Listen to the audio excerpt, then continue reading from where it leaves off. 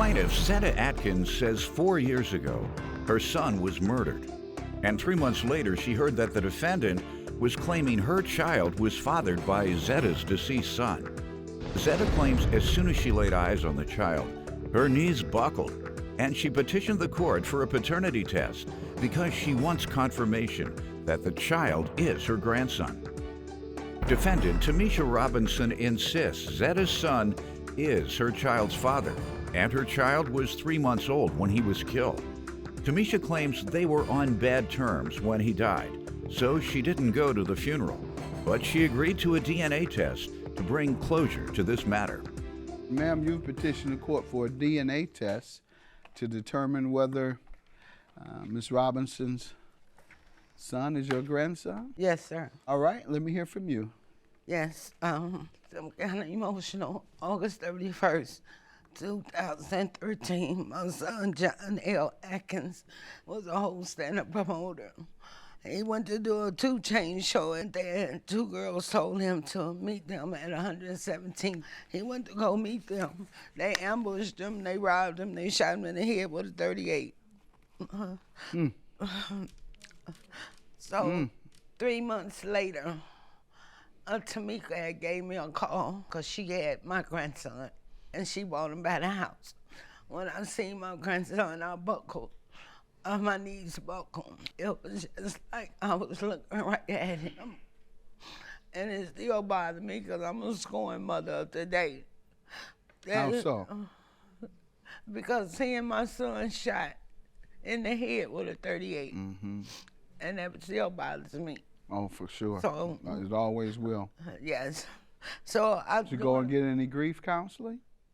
Yes, I do. I get counseling now. Right up to this day, I still get counseling. Good. Stay in there. But it's emotional. Yeah, but stay in there. So,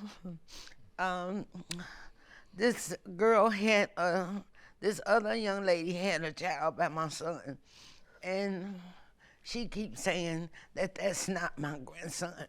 That don't look like him. So, the other young lady? Yeah, another young lady. So I have a DNA test for her. So I was trying to get one for him, and I've been trying to come on your show to help me out. Yeah, they are expensive, and that's one of the reasons we encourage people now to come here. We can pay for them. Thank you, so that we can help families out, just like you. And Tamisha Robinson insists the plaintiff's deceased son is her child's father. But the plaintiff knew nothing of Tamisha's child until after her son's death. So she petitioned the court for a DNA test. What do you want to tell me? I used to date him before the other young lady. We dated back when, in our early 20s. We're not older 30s now, but we dated back then. And we reacquainted in like 2012. And after that, I didn't even know he had a baby by the other young lady or whatever until after I was pregnant with my son. When did you become pregnant? In 2012. 12, right after you all reunited? Yes. And actually, me and the girl is from the same hometown, but like I never knew that was her child's father until like I seen it on Facebook. Ever since then, it's like she was telling him things that I didn't say, or I was gonna turn him into child support, so that made me and him have a bad relationship. So when I did have my son, he was on house arrest, so that's why he wasn't at the hospital to establish paternity. My son was 3 months when he got killed. And I didn't come to the funeral because me and him was on bad terms. Did they ever arrest the ladies? Or Yes, anyone for his murder? Here's the 2 young ladies that set him up in jail right now. They just got charged with first-degree murder. And I have pictures of my son. He was a promoter. Was this his party that night? Yes. They set him up to get his money from the hosted party? Floyd Mayweather birthday party. He was on Power 92 radio station. And also, he hosted Smokey Robinson at the Regal.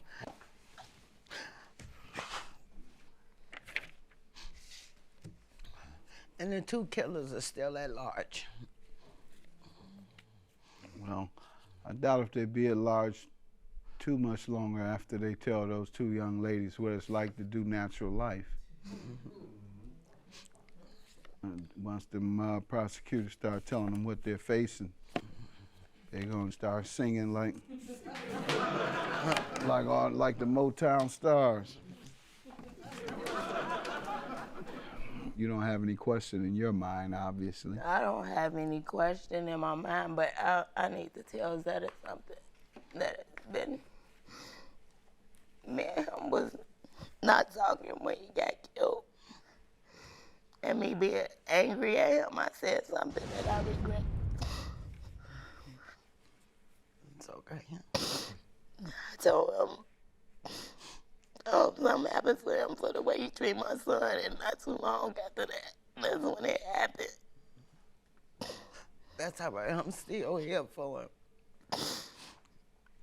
And then that's all I could think about when it happened. I was just so hurt because I didn't really mean it. But it's just something that I just been holding, and I just wish I never texted them that, and maybe it would have never happened. Defendant Tamisha Robinson insists the plaintiff's deceased son is her child's father. But the plaintiff knew nothing of Tamisha's child until after her son's death, so she petitioned the court for a DNA test. I said so many things and did so many things to haunt me, primarily with my mother.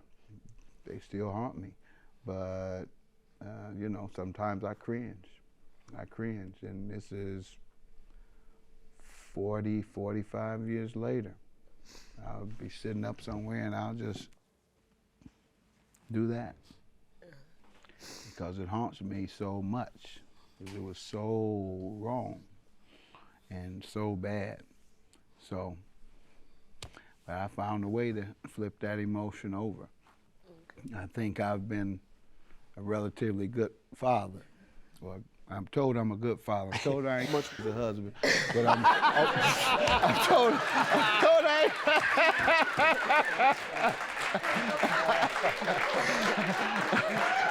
These are my buddies talking. My wife hadn't tell me that. My buddies tell me. They say, you might not be much of a husband, but you're a good father. Ain't nobody can ever say you're not a good father. And part of that is because I want to make sure that my parenting relationship is strong and that we don't hurt each other as I hurt my mom. So that's one of the reasons I think I've been a successful father, and you will be a successful mother pursuing that same route, and it'll give you a feeling of fulfillment, and it'll replace some of the pain and hurt. You're gonna get that haunt every now and then, but some things are made for good. Some things are done bad, but are ultimately for the good. So it's up to you how that works out. It's up to you. She's doing a good job of it. Good. She's doing a good job. Good. All right, well, we're gonna see, because I know you're anxious to know whether your grandmother, you've been participating in his life? I got temporary custody of him. Okay. Beautiful. You know, Okay. yes. How long has he been with you, living with you? Off and on for about 2 years. You, half his life has been with you. Yes. He called me grandma. Yeah. Well, probability that you are the grandmother is 99.9%.